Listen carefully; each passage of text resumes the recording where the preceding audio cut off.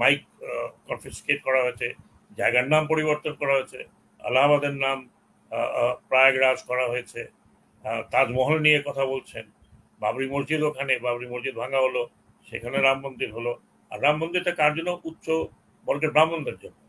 সেখানে কিন্তু দলিতদের আশেপাশে যে জায়গাগুলো ছিল সেগুলোকে বুলডোজ করা হয়েছে। তৃণমূল ছিল 22, সেখান থেকে হচ্ছে 29, টোটাল ছিল 42, এবং গেইন করেছে 7টা, 6টা হারিয়েছে বিজেপি।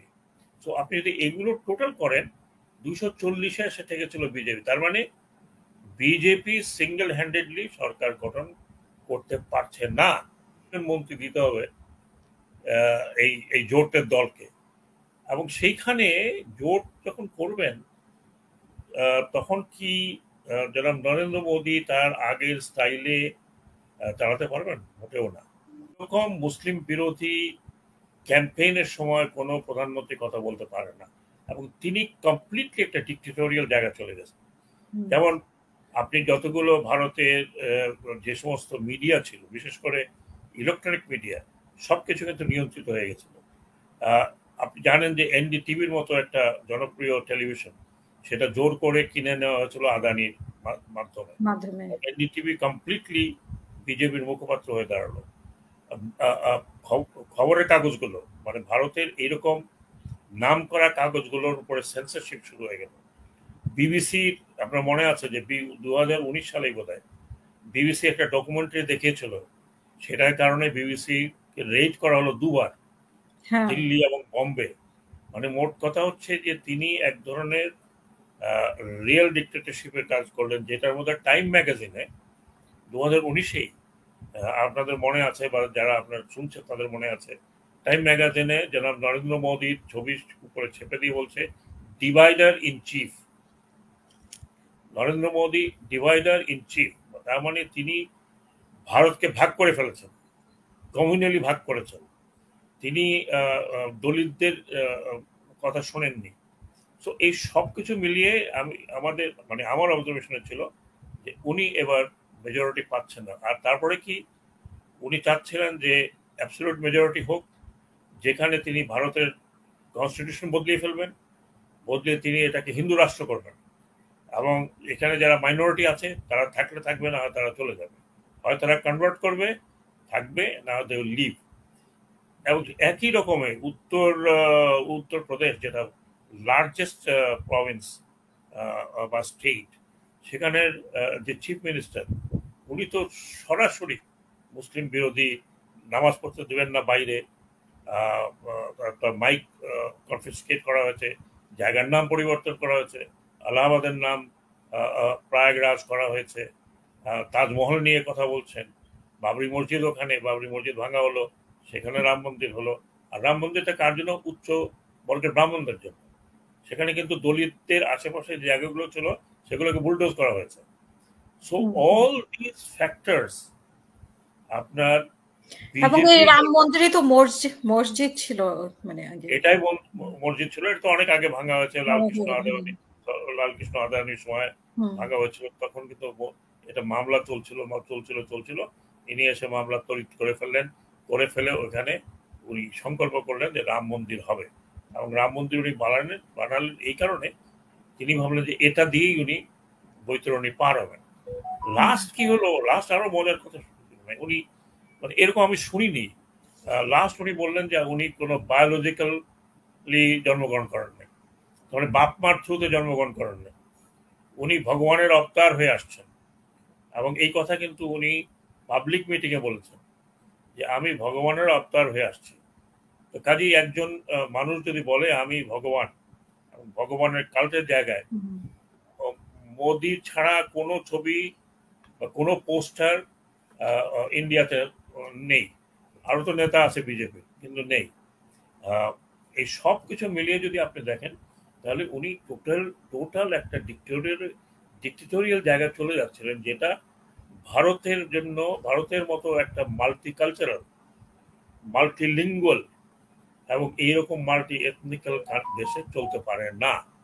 যেটা গণতন্ত্র চর্চা তো হয় ভারতে, কিন্তু সেটাকে উনি, হ্যাঁ, গণতন্ত্র চর্চা হচ্ছিল না। আপনি দেখেছেন মহুয়া মৈত্রকে উনি গলা টিপে হত্যা করতে চেয়েছেন, রাহুল গান্ধীকে বের করে দিল। হ্যাঁ, অপোজিশনের 14-15 জনকে বের করে দিল। এই অবস্থাতে আপনি উত্তরপ্রদেশই তাকে দুটো দুটো মেইন দুটো স্টেটে, উত্তরপ্রদেশে যেখানে গতবার সব মিলিয়ে 72টা ছিল ওনার এবং মায়াবতী মিলিয়ে 72টি, সেইখানে মায়াবতীতে এবার 0।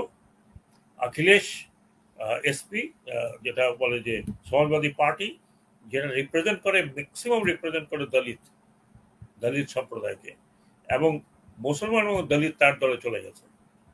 অখিলেশ গতবার পেয়েছিল 5টি, এবার এবার এবার পেয়েছে আপনার 37টি টোটাল, তার মানে 32টি এক্সট্রা পেয়েছে। এবং এনডিএ, যেটা কংগ্রেস জোটের এনডিএ যেটা পেয়েছে, এনডিএ এনডিএ যে লাভ হয়েছে সেটা হলো এনডিএ পেয়েছে 293, আর ইন্ডিয়া জোট যেটা কংগ্রেসের সেটা হচ্ছে 234। এবং ইন্ডিয়া জোট বিশেষ করে আইএনসি 99টা পেয়েছে, যে 47টি আসন তারা বেশি পেয়েছে গতবারের থেকে। যেটা বললাম সমাজবাদী পার্টি 37টি পেয়েছে উত্তরপ্রদেশে, যেটা 32টি বেশি গতবার থেকে। তো এইদিকে অল ইন্ডিয়া তৃণমূল ছিল 22, সেখান থেকে হচ্ছে 29, টোটাল ছিল 42, এবং গেইন করেছে 7টা, 6টা হারিয়েছে বিজেপি। তো আপনি যদি এগুলো টোটাল করেন 240-এ এসে ঠেকেছিল বিজেপি। তার মানে বিজেপি সিঙ্গেল হ্যান্ডেডলি সরকার গঠন করতে পারছে না।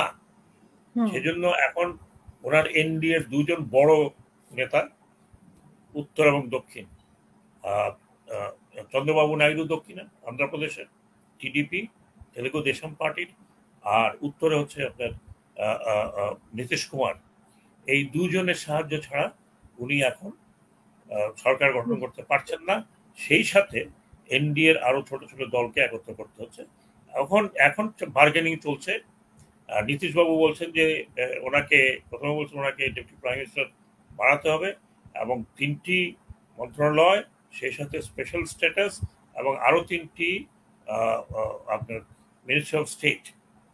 সিমিলারলি অন্ধ্রপ্রদেশের চন্দ্রবাবু নাইডু বলছেন স্পিকার দিতে হবে, স্পিকারের সাথে আরো 3-4জন মন্ত্রী দিতে হবে, এবং সেই সাথে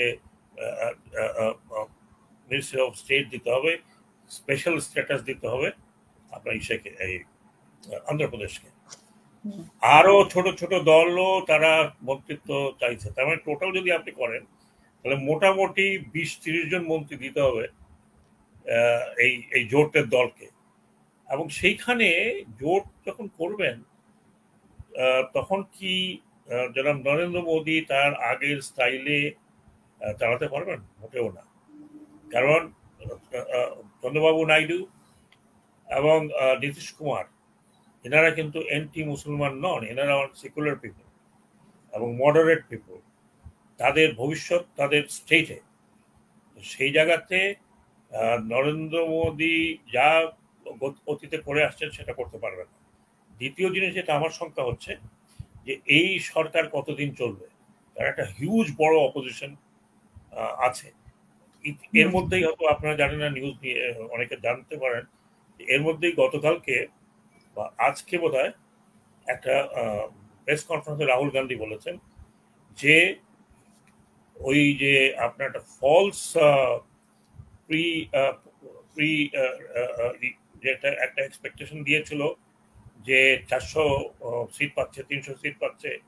হ্যাঁ, ওই পোল করে যে করেছিল ভূত ফেরত পোলের যে জরিপে দেখাচ্ছিল যে বিজেপি একেবারে আকাশচুম্বী সিটগুলো পাচ্ছে। এগুলো ম্যানিপুলেট করেছে বিজেপি।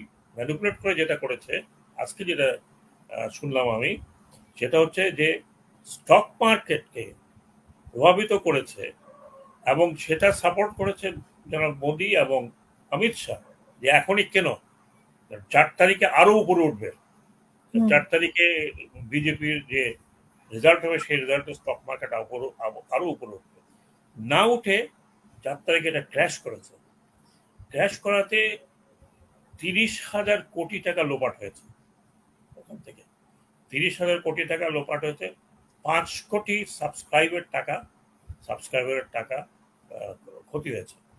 এটা এখন আহ, আহ, কংগ্রেস এবং কংগ্রেসের যে জোট, তারা বলছে যে আমরা জয়েন্ট পার্লামেন্টারি কমিটিতে এটা নিয়ে আলোচনা করব যে কারা এই প্রিপোল এক্সপেকটেশনগুলো দিয়েছে, কারা স্টক মার্কেটের দাম বাড়িয়েছে, কারা এই টাকা নিয়ে গেছে, এবং তাদের অনলি হচ্ছে আদানি সাহেবের। কারণ প্রধানমন্ত্রী অমিত শাহ দুজনে এনডিটিভিতে ইন্টারভিউ দিয়ে বলেছেন যে তোমরা এখনই কেন, 4 তারিখে এটা হিউজ প্রফিটে যাবে।